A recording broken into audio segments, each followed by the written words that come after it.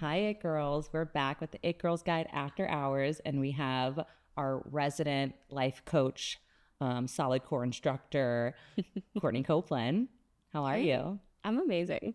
I know you're amazing because of what I have in my lap that I just gave you, and now I realize it's still in my lap. So, if you haven't heard of this before, she's gonna have a fun night.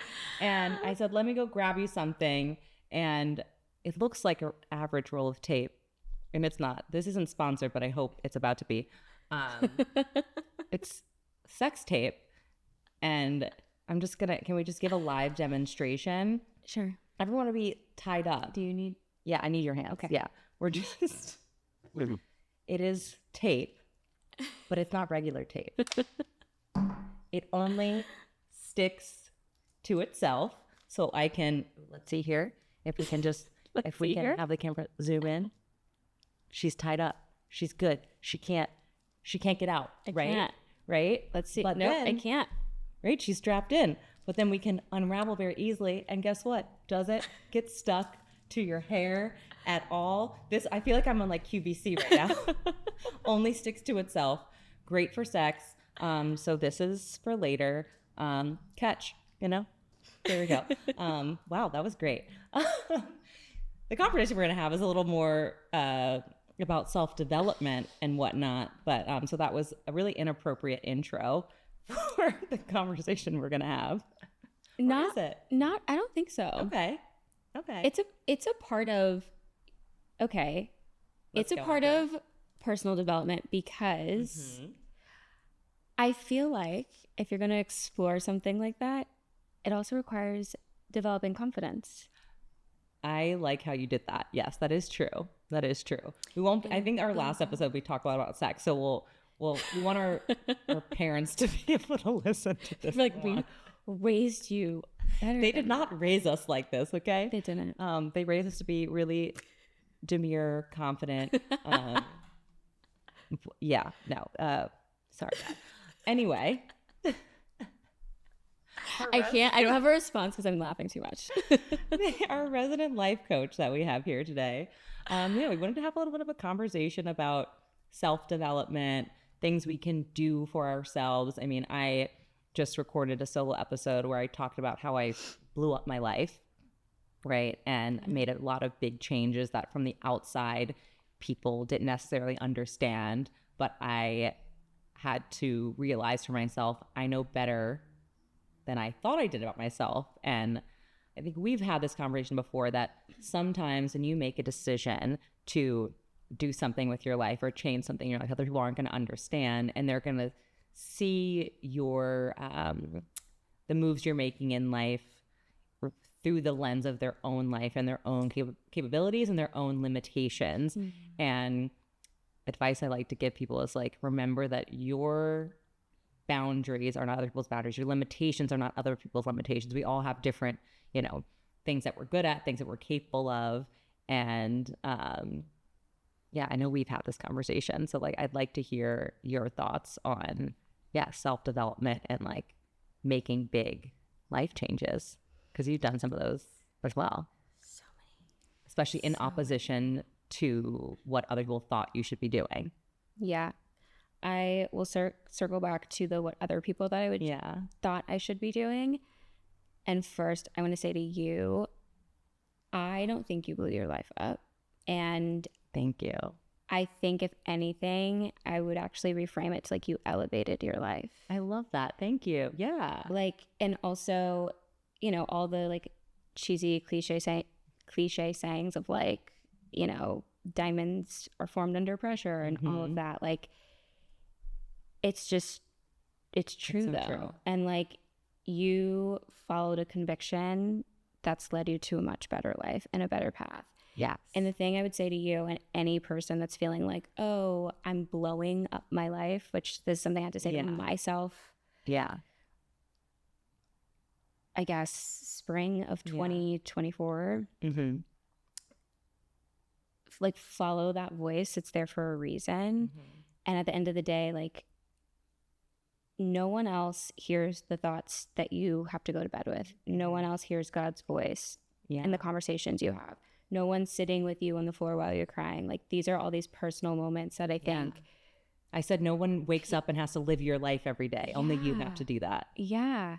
Like, all these are like, exactly. I think that's like a concise, beautiful way of putting it. So it's like, yeah, other people might think you're blowing up your life, but they have like a tenth of the context. And that's being generous. Yeah. That's being so generous. Yeah. So I think when you're someone, if you're man, woman, whoever, like, you know, like, the vision for your life is so much bigger, and you follow that. Yeah. And I would say that's kind of the boat I was into. So you asked, what am I sharing? You can share whatever you want about your personal life, but really just in self-development, like, how do we go about that? How do we go about doing that confidently too? Because it took me so long to make that big life choice and life change, because I was admittedly scared. I was scared to change, because it's like, what's the saying? Like, the devil, you know, the devil I knew was difficult. It was a difficult life for me, but at least I knew what to expect. And then to make a big change in your life means, everything that I thought I knew about myself and my life and the people around me and the dynamics I've created is now no longer. And you're kind of like starting fresh. It's one thing to make a small change or a small pivot. When you do something like, I'm going to end a years-long relationship, I'm going to change, not just change jobs, but change careers. If I'm going to move states or to a different country, to a place where I don't know anybody, that's such a big life change. That's very scary. It's terrifying. And, it can be kind of like debilitating and put you in a place where you feel really stagnant. And I waited until I felt like I had no other choice. And I wish I had the confidence to do that sooner. So I guess I want to help our it girls here, right? Like, not make the same mistakes that like we may have made, right? And my mistake being, I waited till the absolute last minute. In my opinion, I tried every little thing before, and sometimes that's part of it, right? Like, you have to be sure. Say, I think that's kind of a part of it. Like, I heard this from another speaker that I love, and she was like, people often ask, should I stay or should I go? Should I stay or should I go? And her advice was like, stay until you have no other choice but to go, because you're gonna learn such a valuable lesson in it. And like, it's not a bad thing. Like, you didn't do something wrong, I didn't do something wrong, our other it girls didn't do anything wrong. Like, sometimes it takes getting to that deep point of pain to make sure you don't fucking go back there again. That part. That's for you might make that's the change, for damn but sure. Stick to it. I'm not it's like, you don't even question like, oh, would I dabble in that a little bit? Fuck no. I mean, I'm that's not. something I'm people literally have not. asked me, like, after I left my ex. The question was like, would you go back? Are you sure? And I'm like, there hasn't been a day, there hasn't been a second since I left that relationship where I thought, maybe I should go back. Maybe I made the wrong decision. I definitely thought about like, oh, did I do this the right way? And I definitely felt scared and whatnot. But I never once thought to myself, I made the wrong decision to like make this change. And never once did I think, oh, well, like, maybe I should just go back. Because I knew at that point, like, the day that I left that relationship, I felt like this sense of like ease, and my life was getting, even though it was just slightly less complicated, it felt less complicated, and I felt like I had more control. And I had more control not because of, I mean, you can't control everything in your life, right? But like, I felt like I had more control because I wasn't on this like spiral roller coaster. I had more control over my emotions because I knew that I was doing something different. And like, that's part of something about like starting fresh. Like, you can kind of like, it's a little bit scary to jump off that cliff, but then you're like, once I jump, like, I can take this anywhere. Well, I think that's like a really good conversation to have, is because that's the point where people get stuck. That's where I've gotten stuck. That's where you've gotten stuck. And where you were like, I waited until basically the last second. Yeah. Is how do you the question is like, okay, so like, how did you finally make that leap? Yeah. And like, those are a lot of like the big transitions that I feel so fortunate that I get to work with so many women on, is like, they know they want to make this transition. Yeah. And it's like, what are the actionable steps behind doing that? A lot of women that I talk to have maybe been through therapy and other types of personal development. That was me, therapy. 100%. And I think, you know, I love therapy. I've been in and out of therapy for forever. And then there's coaching, which is slightly different, where it's like you're putting the action steps behind all of the processing and healing that you've gone through. And I think coaching too is also very healing. Like for you, it's healing for you as well. Yeah. I mean, now I have 2 of my own coaches. At a point I had 3. And that was a really active choice, and they're all for very specific purposes. And like, my life has escalated dramatically in 3 years. It's an investment in yourself. It's an investment in myself. And like, the things that I thought would take me 10 years, I've done in 1. Like, it's been fucking incredible. And I love also facilitating the coaching too, and like helping so many women finally like take that leap, and like the thing that they've been trying to do for 3 years, in 3 months with me, they're like, sometimes shit, I have a whole new life. Like, like, and we give all you the need cheat help. code sometimes. Sometimes we need a little cheat code. We do. And we all need help. And I think that's something that like we have to surrender to. Like, when you're going through a transition, it's okay to receive help. I'd say this to every client I've ever had. It's kind of fucking crazy to think about, for the first like 22 years of our life ish, give or take, if you went to college, whatever. We have our parents, we have aunts and uncles, maybe like tons of teachers in school, mentors, sports coaches, tons of people guiding us. And then we like get in to the our position of like almost like authority, where they're like, they are known to be there to guide you through decisions. Yes. And but you have this structure, you have this guidance, and then we hit our early 20s, which we still don't know jack shit in our early 20s. But we hit, I thought I knew everything. There's not some, like, I had all the answers to life, no one could tell me anything else. And then life slaps you in the fucking face and says, bitch, you don't know anything. Not a damn thing. And then you keep moving through this process of life, and then you're like, and what I tell my clients is like, if you take a step back and really think about it, it's pretty crazy that we'd have all this guidance and structure for over 2 decades of our life, and then you get to like your 30s and you pretend you don't need it anymore. Like, that's kind of silly. And if you want to keep progressing, like, accept it and receive it. But going back to like, how do you take that leap? It could be coaching, it could be therapy, group fitness, individual exercise, maybe you have a personal trainer, a dietitian, nutritionist. I could give a million and one examples, but like, above all, I would say quiet the noise.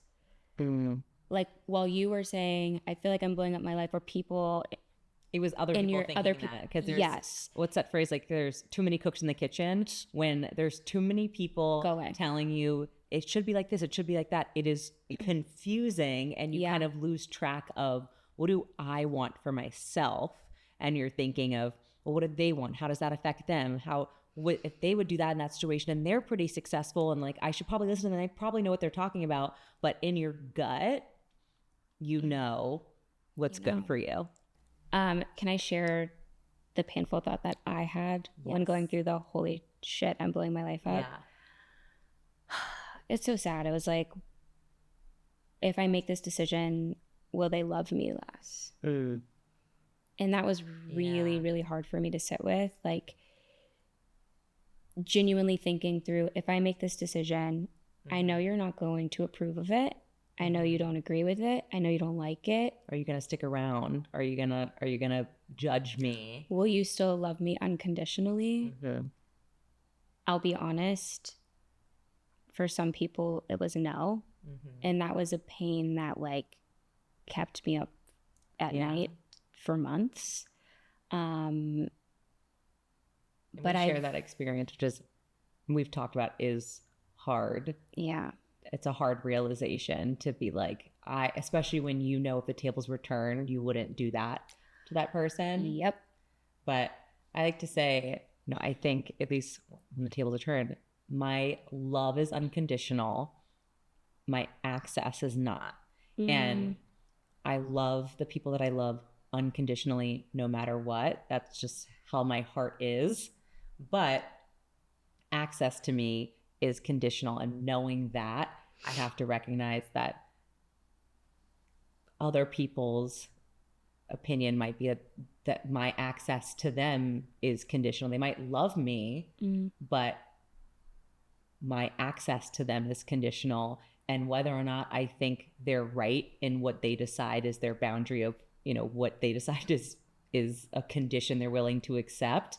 Yeah. I can agree or disagree, but I kind of have to respect that and decide at the end of the day, like, I can know they love me. Because I don't truly believe people are loving you less, but I do think they're setting a boundary of their access. And again, that does not mean that that is the right decision, the best decision, that it's logical or in any sort of way. But we can only control our own actions. And who knows if we're getting it right. Well, in this situation, I think we were getting it right. But it's that access to someone, and it goes both ways. And sometimes you make a hard choice that is going to be good for you, but you're going to lose people along the way, which is painful. Yeah. But sometimes you sit in that pain, and then you, like we've done for each other, like lean into the people who do understand and are going to have continued unconditional access. Yeah. And allow that. I think with the people who end up leaving, something I learned in my, oh my God, am I blowing my life up situation was like, maybe them leaving, not even maybe, I've accepted that them leaving and either choosing to not be a part of my life or life just separating us, I've learned to take it less personally, like a lot less. Yeah. And people can only understand within their limitations, right? And so I was like, oh, I don't think you're maybe making an active choice to not love me. Yeah. I just think your capacity is different from mine. Maybe I would have showed up differently, but just because I would have doesn't mean that because you have different life experience, you have different purpose, you have different abilities. 100%. Yeah.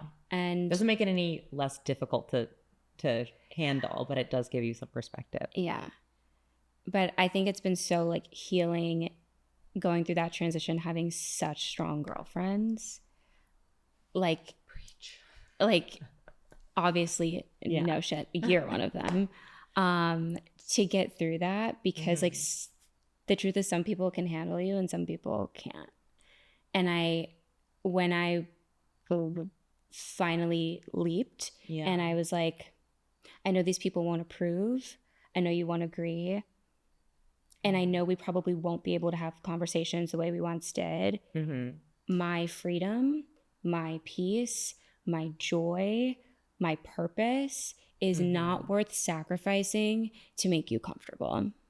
Yes, exactly. You're going to make some people uncomfortable. Your comfort is not my fucking problem, respectfully. Yes, respectfully. Sometimes disrespectfully, though. Sometimes it's disrespectfully. The intention isn't disrespectful. The intention isn't, but sometimes you have to be disrespectful. Did you finish your life? Yeah. Go for it, babe. It's a tough conversation we're having. No, it's a tough topic, but no, sometimes like I said, it's disrespectfully. Sometimes I have to be like, I think you'll know in your heart when someone is bound by their own limitations versus sometimes they're in a dark place of their own and they're going to try to like drag you into it. And you got to be like, disrespectfully, that's your shit. That's not mine. Like, that is on you, not on me. And it's not, again, actually, I'm joking, not actually disrespectfully, but you know what I mean? Like sometimes it's like, oh, you're putting this on me. Yeah. Like this is something that's wrong with me that I'm doing wrong. But really what's happening here is I'm reflecting or mirroring onto you what you're incapable of doing. And that's making you uncomfortable. We had a conversation maybe, I guess, almost a year ago, possibly. And like, what? The one hotel? We had some deep conversations at the one hotel over some beautiful red wine. That was such a good day. Yeah. I was supposed to stop by for like an hour. Yeah, and I think we were there for like 7 hours. I think I slept over. We exhausted ourselves with our conversation, which wouldn't be the first time that happened. This one, no, it wasn't at the one. I forget. It was a FaceTime or something. And we were just talking about like how people have people have different visions in life. Mm-hmm. And like maybe their desires and expectations of you mm-hmm. have nothing to do with you, but it has to do with like what they can see and what they've experienced. Mm-hmm. And so they're operating out of a different lens. They're operating out of a fully different lens. And so while someone might say, hey, I think you should go with this career path, maybe it's because I'll make it really plain. Like, let's say someone's like, you should do that 9 to 5. Mm-hmm. And maybe that's what they're recommending because they have no idea what it means to be an entrepreneur. Mm-hmm. Maybe they've never considered the thought of it. Maybe they don't even really understand what it means to be one. So it would make sense that they wouldn't recommend it. Like, that's because fair. It's a risk, and some people can't take that risk. Some people need different structure, but some people, I think COVID showed that a lot with the change in like work environments, switching to remote. Yeah. And some people do really well with remote work, and some people really don't, because we're not all the same. We all have different ways, even just functionally how our brains work. And so if you're trying to make some big career change or big life change, sometimes I think it's better to seek out people who have done what you're looking to do, and not necessarily people that know you the best. 100%. Because they know you in the context of where your life has been, which is something you're trying to not necessarily leave behind, but that will soon be your past. That'll soon be a different person than you were. And if you're trying to, go through this like metamorphosis and turn into a different, better version of yourself, like seek out someone who's done that before, because they're going to be more closely aligned in their view of the world or their view of their own limitations, right? So if you're looking to be more entrepreneurial and all your friends around you, your family, they've all had a very traditional career of climbing the ladder, right? They're going to sometimes they will be very supportive, right? Both my parents did things the traditional way, right? Going to school, then going to law school, taking on the debt, then paying it off, and taking all the steps and climbing the ladder over years and years and years. But I chose a less traditional route and have been an entrepreneur for the majority of my life and done freelance and whatnot, which has its own risks. And luckily, for the most part, my parents especially have been very supportive of that endeavor. But then I've also had people in my life that when I took the leap, my first time of like leaving a regular 9 to 5 to work for myself, there was a lot of like, well, how are you going to pay the bills, and how are you going to do this, and how are you going to do that? And I just said, I'll figure it out. Yeah. And if I fail, I am blessed to know, I'm like, if I could go home, like if all else fails, my rock bottom is that I have to move back with my parents for a couple of years and figure it out, which was enough for me to like work my ass off so I wouldn't have to do that. Love you, Mom and Dad, but I don't want to live under your roof. But I think like a lot of other people don't have that necessarily have that what I call like my golden parachute, right? So like if you're looking at your life and you're saying, okay, all these people around me have 9 to 5s, and they're telling me like, oh, that's risky. And again, this can be applied to anything in your life, but our example right now is job, career, 9 to 5 to entrepreneur. You can sit there and talk to the people who are all doing what you have been doing, or you can seek out people and ask them for help. And I always help with this. You'd be surprised how willing people are to help you if you just ask. Because oftentimes what you think is a difficult ask isn't really that difficult. And one of my favorite like thought leaders, writers is Adam Grant. And he has this book called Give and Take, which I think should be required reading, honestly.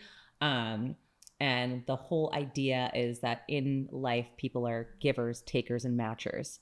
Yeah. And as you can assume, takers end up at the top of the success charts, right? Because they go through life, take, and bulldoze people. They're also not very well liked, right? And don't tend to have longevity in their success. And then matchers are doing things based on exchange. And then givers, yes, a lot of them do get taken advantage of and end up at the bottom. But the ones who make sure they don't get taken advantage of end up at the top. Yeah. And when you're a giver, you're not giving based on the fact that you know something's going to be received. But one of the things he says is the 5-minute favor. If you can do a favor in 5 minutes, do it. And oftentimes you'll realize taking 5 minutes to have a phone call with someone, to introduce someone via email or text. Yeah. And to you, it's nothing. It could change someone else's That reminded life. Me of the meme I saw from Dude with a Sign. And it was probably the most memorable sign I've seen. And it was like, that email you're putting off takes 2 minutes. And I was like, he's right. It's like, it's such a small amount of time. It's such a small amount of time. And it's super impactful. And we always to share that link, whatever it is. Yes. Especially as women, I think we're taught to feel like we're a burden. Yeah. And asking for help is a burden, or whatever it may be. But just thinking about I'm trying to make a big change. Who is currently in my life that can help me? Right. Yeah. And that doesn't have to be someone that's close to you. Yeah. Right. We've always been very close. So it's easy for us to lean on each other. Right. But also you might have a distant friend or someone who's just a work acquaintance or someone you follow on Instagram. I have cold DM'd and called people before, found their email on LinkedIn and reached out and been hey, can you help? Or can you take a meeting? I'll come to you, whatever it is. Yeah. Yeah. People are willing to help. I think we've talked a lot about the fears that can come up in taking big leaps and making transitions. And my thoughts were jumping around in the best way, because you just shared so much goodness. And then my mind kind of pivoted towards, what are the positives of taking that leap? Specifically the unexpected positives. I'll be vulnerable and share one. Something I did not expect at all. Which growing up, my mom and I had a challenging relationship, and I was closer with my dad. And as I grew into womanhood, I started to become closer with my mom. And in a season where I felt super abandoned, physically, mentally, emotionally, by enough people to feel like it was going to break me. The beauty that came in that was the bonding with my mom. And I haven't talked about this probably out loud.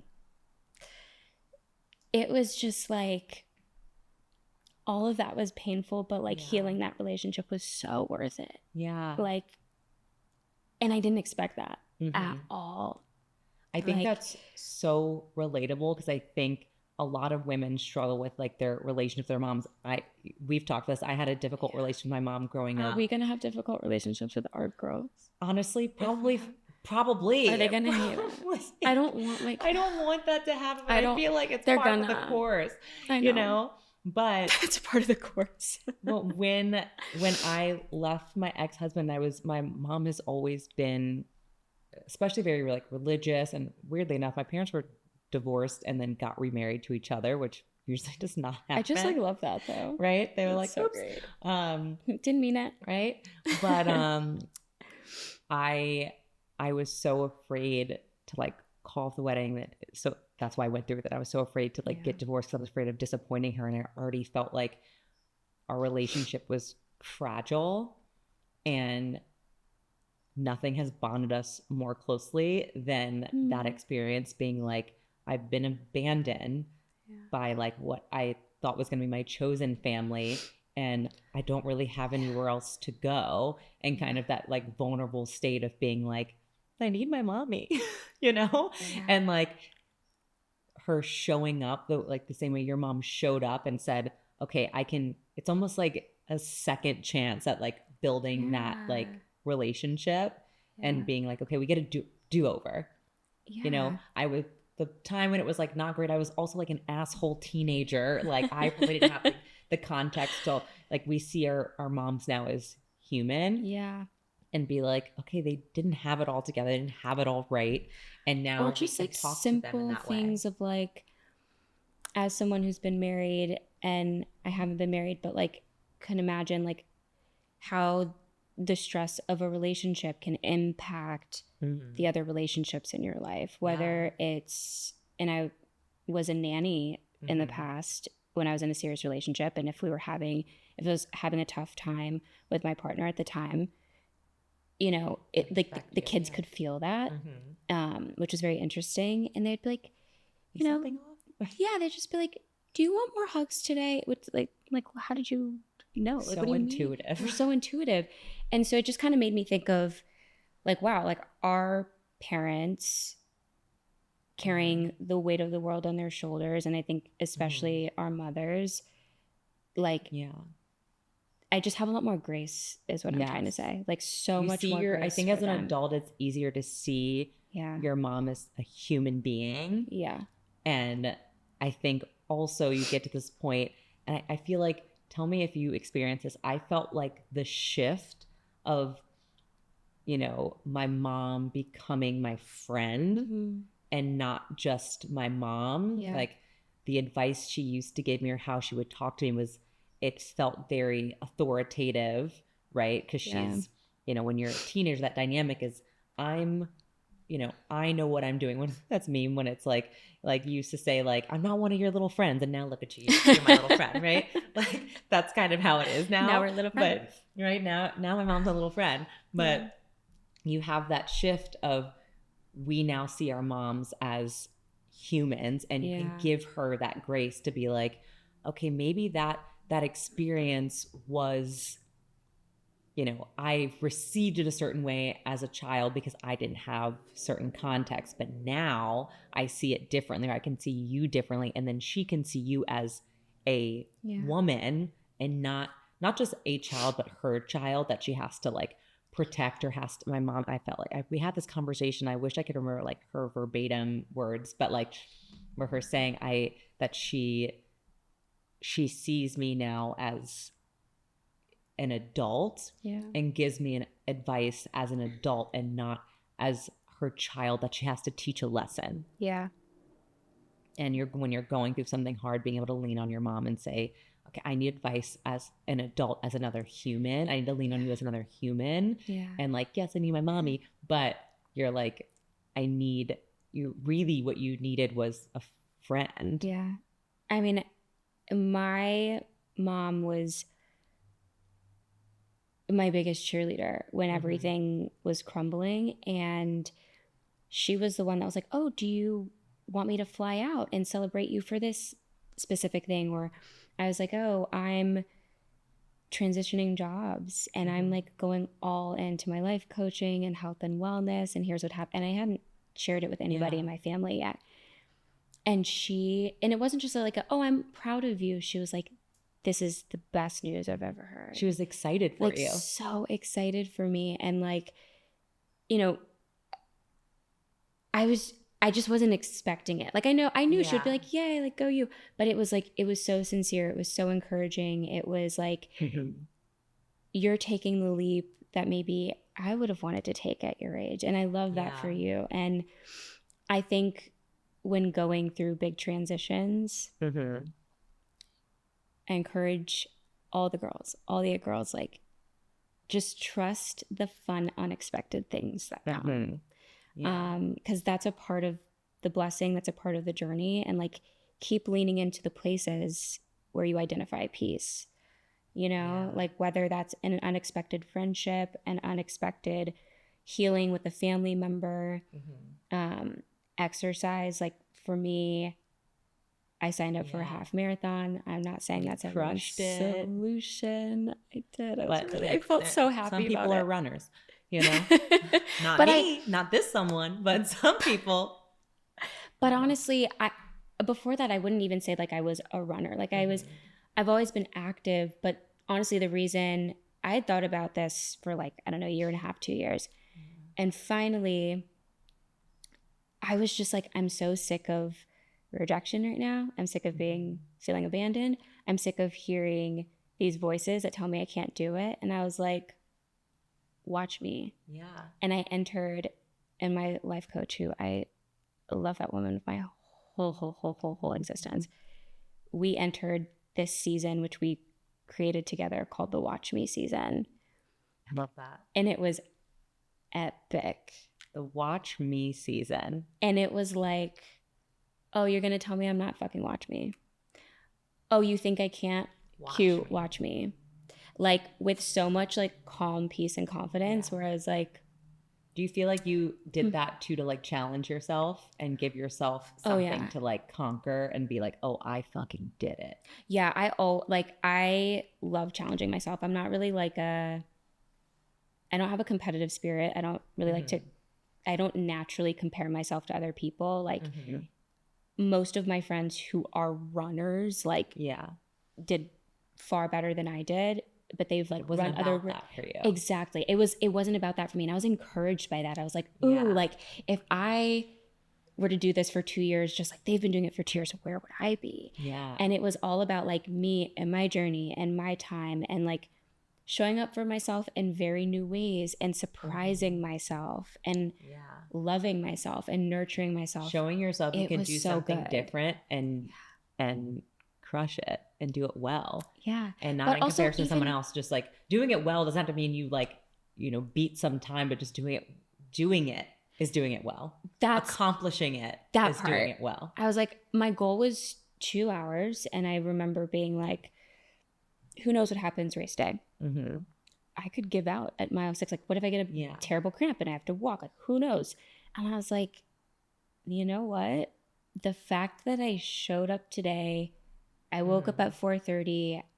I was so kind and loving to myself throughout the whole journey, but especially the week of, like whether it was nutrition or whatever it was, I was like, I showed up today. Yeah.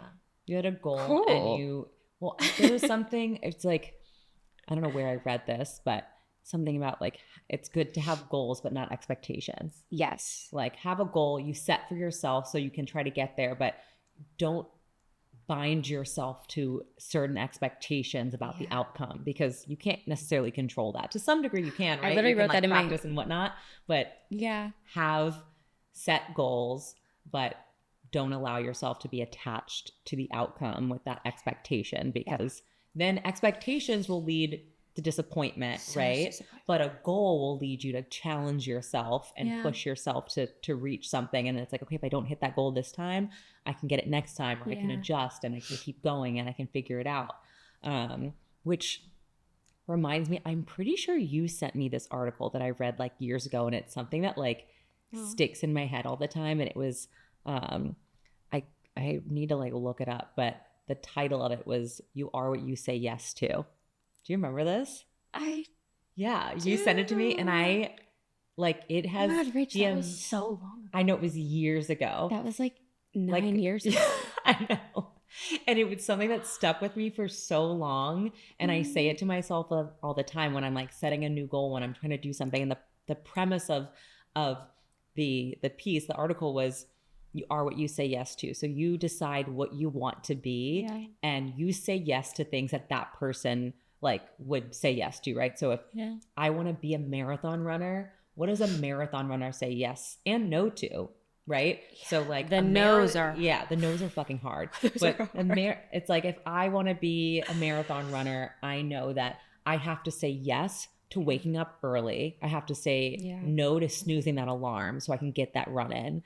Right? If I'm trying to build a new business, I have to say no to those girls' night out when I'm going to spend too much money that I need to be saving to invest in my business. I need to say yes to pushing myself to read more, to educate myself, to like do something hard, because the person that I want to be in 5 years would say yes to this. So I should say yes to this today. Wait, that's a good quote to meditate on. The person I would be in 5 years would say yes to this. Exactly. And then all of a sudden you look up and you're like, oh, I'm that person now.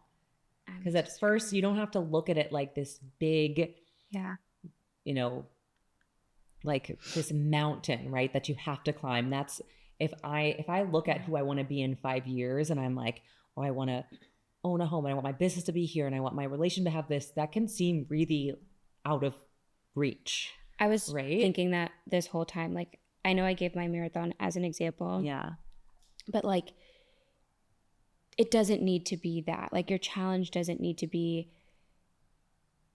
on that level or that grand. It made sense for me at that point in time in my life, given actions I took up to that point. But it could literally be like, I'm going to work out once a week. Yeah. I'm going to turn off my phone one Sunday a month. And it doesn't have to be like, and I think that's why some people don't take a leap, is because they're like, oh my God, it's this daunting, it seems long-term overwhelming commitment. And it's like, make it digestible and make it attainable, but not easily attainable. Because your goals in the long term are still at some point kind of far off, right? But how you achieve them is just day to day. So you don't have to tackle the whole goal of uprooting and changing your whole life in a single day, right? Just said, when I decided I'm gonna blow up my life and I'm gonna change things, I'm gonna change my career path, and I'm gonna change my relationship, I was like, okay, where does that start? The woman I am in 5 years is gonna say, I went to therapy and I committed to going to therapy twice a week. And the woman I am in 5 years is going to say, I am kinder to myself. So every day when I hear myself talking shit to myself, I'm going to be kinder and say, no, she doesn't do that. Yes. You're going to start hearing the voice differently. 100%. And it's kind of like a fake it till you make it thing. Like at first it's not natural. It doesn't feel natural because the old you did things differently. But eventually it's going to feel like second nature to be the person that you're looking to be. And like let it be messy. Like that's something I'll admit I was so bad at that. Like I didn't want, even when I was in a safe space of maybe talking to my own coach or therapist or whoever, and I'm like, I need to like process and like I need to think. She's like, girl, the point of you to talk to me is to process. Like you don't have to make sense. You don't have to put that pressure on yourself. And honestly, the moments that have been messiest have led to the most beautiful revelations and actions and peace and whatever it is. It doesn't matter if you do it the right way. It just matters that you start. Just start with something as small as setting your alarm 30 minutes earlier and saying, I'm going to be a morning person now.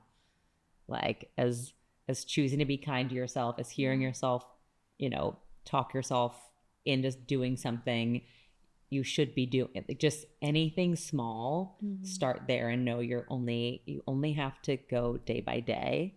Yeah. And I guess as we're wrapping this up, like what are our like key takeaways here seem to be, let's see, doing, again, always the theme is being honest with yourself about what you want, what you're looking for. Quick favors and asking for help. If it's a quick 5-minute favor, do it. And don't ever be afraid to ask for help, because the worst thing someone can say is no. and trust the unexpected joy and just the unexpected period of what is on the other side of the leap. Like the things that you have prayed for and manifested and cried over and dreamt of is on the other side of that leap that you wouldn't have ever known. And just like allow to receive, like step into like your feminine and just like receive. And you are what you say yes to. You are what you say yes to. I can't believe you remembered that. You sent me that. I can believe that I probably say that phrase to myself like once a week. Like I think about it all the time. I'm gonna have to find the article and put it in the show notes. I think the reason I remember it, doesn't necessarily have to be in the podcast, but I like have this folder of like life-changing articles from college, and I think I also have a folder. Stop it. Wait, I folder on my desktop of like articles and like advice, screenshots of things people have texted me or I've texted people. That like at some point it's gonna have to become a book or something. Like there's a lot. One last thing I'll say, really great mantra that I saw. Wait, how do I want to say this? Hypnosis. I did hypnosis therapy, so it's not a hypnotist though. It's a doesn't a hypnotist do hypnosis therapy? You get hypnotized through hypnosis with a hypnotist. Yes. So You did? I went to a hypnosis therapy session Okay. in my adulthood. I did it consistently when I was like 16, and I did it for the first time, I don't know, like a year or so ago. And great mantra that like kind of is in line with the one that you have. Yeah. And he was like, say every day when you wake up, today is the most important day of my life. I love that. And treat it as such. Yeah. And it's like it's same thing. What you say yes to. Wait, I don't even know the quote anymore. You are what you say yes to. You are what you say yes to. And it's that expression of an acknowledgement of make it digestible. It's 1 second, 1 minute, 1 hour at a time. Like one grounded, step at a time. Stay steady. Today's the most important day of your life. And on that note, thank you, It Girls. We'll see you next week. Yay, that was so good. That was good. Go us. So Go ready. team.